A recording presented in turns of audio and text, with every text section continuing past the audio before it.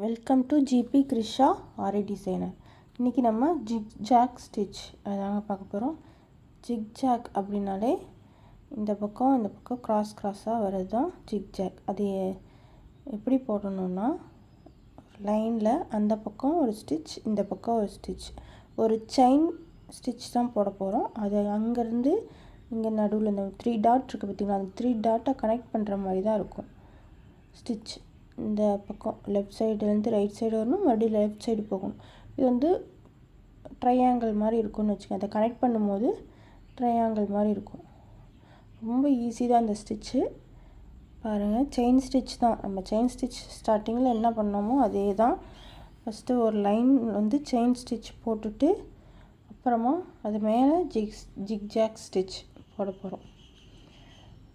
ஏன் chain stitch போட்டுட்டு அது மேலே ஜிக்ஜாக் ஸ்டிச் போடுறோன்னா, அதுதான் வந்து ப்ராப்பராக நல்லா நீட்டாக காட்டும்.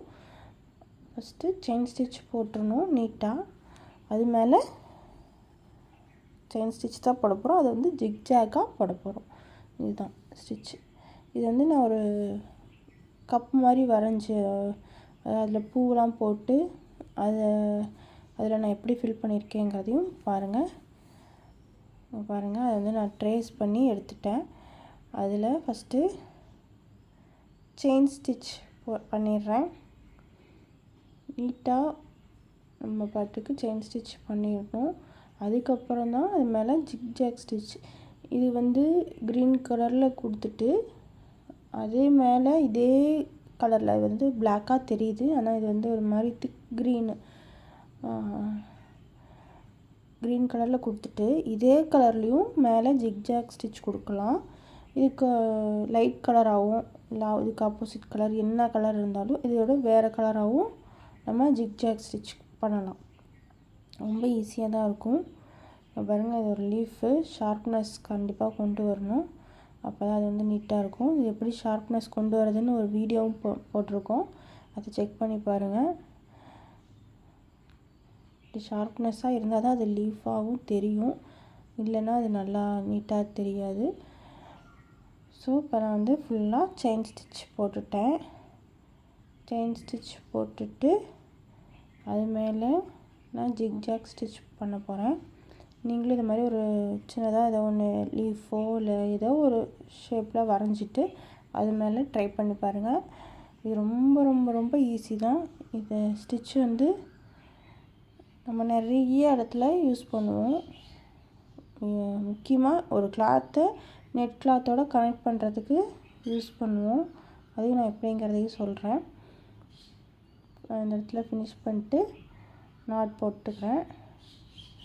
இப்போ நெக்ஸ்ட்டு கலர் எடுத்து உங்களுக்கு தெரியணுங்கிறதுக்காகவே நான் நெக்ஸ்ட் ஒரு கலர் எடுத்து அது மேலே நான் உங்களுக்கு ஜிக்ஜாக் ஸ்டிச் போட போகிறேன். பாருங்கள், இந்த கலர் எடுத்துகிட்டு இந்த கலர் த்ரெட் எடுத்திருக்கேன். இது வந்து ஒரு பேக் ஸ்டிச் மாதிரி போட்டுக்கணும். இப்போ நேராக கொண்டு போய் போட்டோம்னா அந்த இடத்துல வந்து உங்களுக்கு கரெக்டாக வராது. ஸோ பேக் ஸ்டிச் போட்டால் தான் எப்பயுமே ஒரு செயின் ஸ்டிச் போடுறோம் அப்படின்னா பேக் ஸ்டிச் போட்டு அப்புறமா கன்டினியூ பண்ணணும். அப்போ தான் நீட்டாக அந்த இடத்துல வந்து நிற்கும் ஃபஸ்ட்டு ஸ்டிச்சு. இல்லைன்னா ஒரு மாதிரி தூக்கிட்டு இருக்க மாதிரி இருக்கும். பாருங்கள், இந்த பக்கம் லெஃப்ட் சைடில் ஒரு ஸ்டிச்சு, ரைட் சைடில் ஒரு ஸ்டிச்சு, மறுபடியும் லெஃப்ட் சைடில் ஒரு ஸ்டிச்சு, ரைட் சைடில் ஒரு ஸ்டிச்சு. இவ்வளோதாங்க. நீட்டாக அந்த ஷார்ப்னஸோடு கொண்டு வரோம். இது வந்து உங்களுக்கு நெருக்க போட்டோங்கும்போது அழகாக நீட்டாக தெரியும். இப்போ நீங்கள் அது ஃபுல்லாக இந்த கப் மாதிரி போட்டிருக்கேன்ல, அந்த கப் மாதிரி போட்டிருக்கல நான் ஃபுல்லாகவே வந்து ஸ்டிச்சஸ் போட்டு உங்களுக்கு கடைசியாக ஆட் பண்ணியிருக்கேன், காட்டுறேன். இங்கே பாருங்கள், இது இந்த மேலே போட்டிருக்க ஜிக்ஜாக் ஸ்டிச்னால கீழே இருக்க த்ரெட் வந்து அவ்வளோக்கும் எடுத்து கொடுக்காது. அந்த கலர் அவ்வளோக்கும் தெரியாது. ஒன் சைடு பார்த்தா டபுள் கலர் மாதிரி தெரியும். பாருங்கள், அடியில் இருக்க கலர் வந்து அந்த கேப்பில் லைட்டாக க்ரீன் மாதிரி தெரியுது.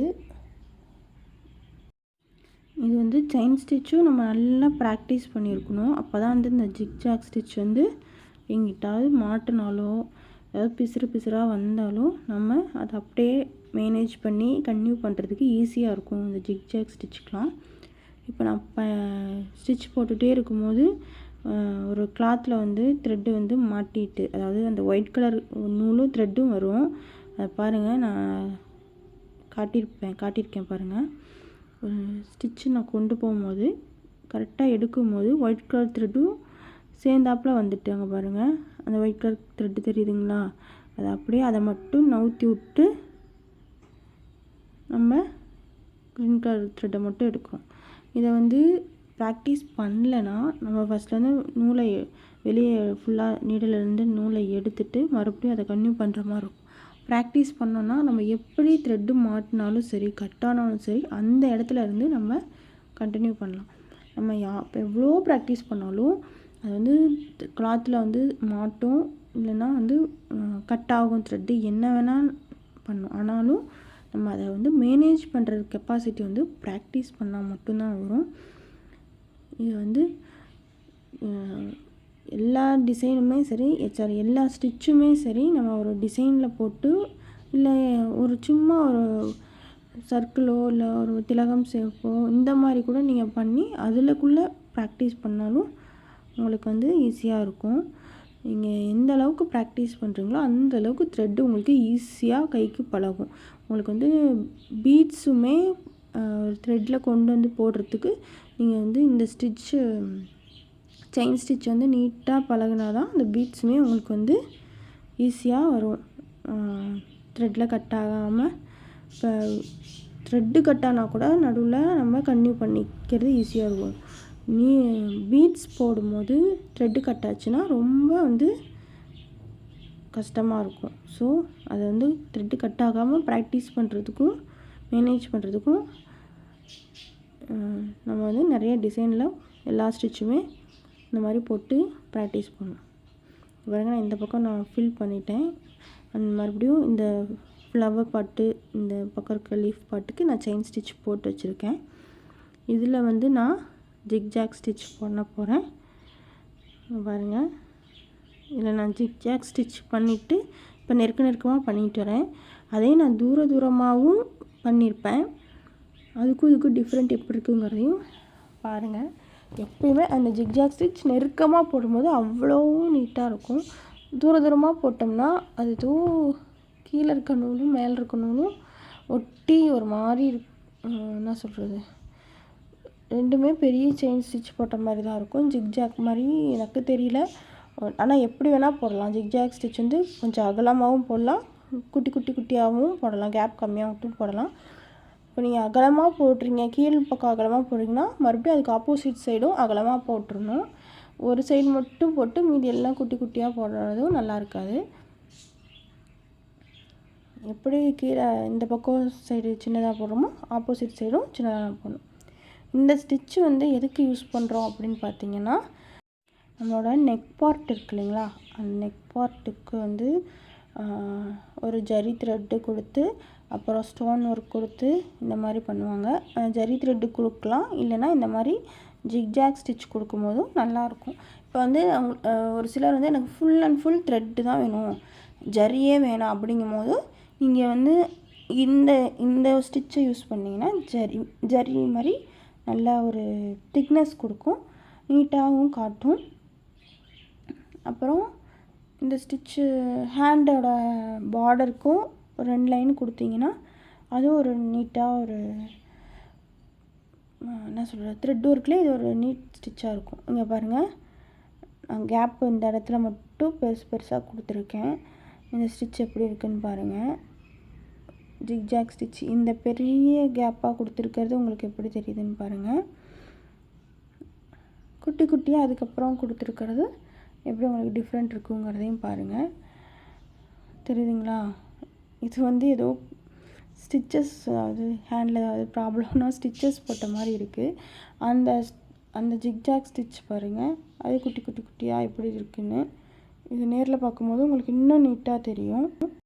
இங்கே பாருங்கள், எம்ப்ராய்டரி வந்து ஒரு ஹேண்ட் எம்ப்ராய்டிங் எப்படி இருக்கும் அந்த மாதிரி இருக்குது பார்த்தீங்களா? அது வந்து கொஞ்சம் லேட்டாகும். ஹேண்ட் எம்ப்ராய்டிங் போடும்போது ஊசி எடுத்து இந்த மாதிரி இது பண்ணும்போது லேட்டாகும். இதே நீங்கள் இந்த ஜிக்ஜாக் ஸ்டிச்சை வந்து நம்ம ஆரி நீடிலில் போடும்போது ஹேண்ட் எம்ப்ராய்டிங் மாதிரியே இருக்கும். இது வந்து நம்ம ஒரு ஜென்ஸோட ஷர்ட்டுக்கு கூட நம்ம ஒரு ஃப்ளவர் மாதிரி போடலாம், நேம்ஸ் எழுதி ஒரு பிக்சர் கூட நம்ம ட்ரேஸ் பண்ணலாம். அவங்களோட பிக்சரோ ஏதோ ஒன்று ட்ரேஸ் பண்ணி இதை மாதிரி அவுட்லைன் கொடுத்தா நீட்டாக இருக்கும். பாருங்கள், குட்டி குட்டி குட்டியாக எல்லா பிளேஸ்லையுமே குட்டி குட்டி குட்டியாக எப்படி தெரியுதுன்னு பாருங்கள். மிஷினில் போட்டால் எப்படி இருக்கும் அந்த மாதிரி ஒரு லுக்காகவும் இருக்குது. இது வந்து நம்ம முக்கியமாக அந்த நெட் கிளாத் வந்து நம்ம ப்ளவுஸ் கிளாத்தில் அட்டாச் பண்ணுறோம் இல்லையா, அதுக்கு கண்டிப்பாக வந்து இந்த ஜிக்ஜாக் ஸ்டிச் யூஸ் பண்ணும்போது நீட்டாக செம்ம நீட்டாக காட்டும். நம்ம செயின் ஸ்டிச் போட்டு அதை பண்ணுறத விட ஜிக்ஜாக் ஸ்டிச் போட்டு அதை காட்டும்போது உங்களுக்கு நல்லாயிருக்கும். இங்கே பாருங்கள், இந்த இடத்துலாம் பாருங்கள், அவ்வளவு நீட்டாக இந்த ஷார்ப்னஸ் வந்திருக்கு. ஜிக்ஜாக் ஸ்டிச்லேயும் ஷார்ப்னஸ் தான் வரணும். ஏன்னா அப்போ ஷார்ப்னஸ் வந்தால் தான் அது வந்து தனியாக ஒரு டிசைனாகவே தெரியும். லீஃபாக இருக்கட்டும், அந்த குமிழ் மாதிரி இருக்கிறதா இருக்கட்டும், எல்லாமே பாருங்கள் நீட்டாக ஒரு எப்படி தெரியுதுன்னு ப்ராக்டிஸ் பண்ணி பாருங்கள். சப்ஸ்கிரைப் பண்ணுங்கள். நீங்கள் வந்து சப்ஸ்கிரைப் பண்ணிங்கன்னா நெக்ஸ்ட்டு ஸ்டிச்சு என்ன நான் போட்டாலும் உங்களுக்கு அப்போ தான் உடனே அப்டேட் ஆகும். ப்ராக்டிஸ் பண்ணுங்கள். தேங்க்யூ.